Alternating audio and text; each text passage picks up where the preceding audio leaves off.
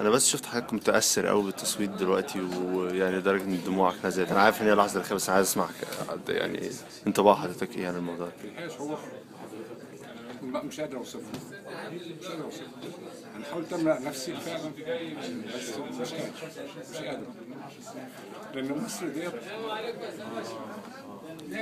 مصر كبيرة قوي. صحيح صحيح. ما فيش اكيد يعني.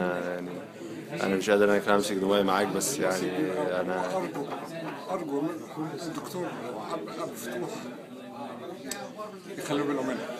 حضرتك اديت صوتك للدكتور ابو الفتوح؟ نعم. حضرتك اديت صوتك للدكتور عبد المنعم؟ الدكتور عبد المنعم. وارجو ان هو وكل المرشحين ما فيش حد احسن من حد، ما فيش حد خير من حد، بس ده اللي انا شايف ان ربنا يوفقه ان شاء الله. ان شاء الله ان شاء الله ان شاء الله. انا متشكر لحضرتك جدا.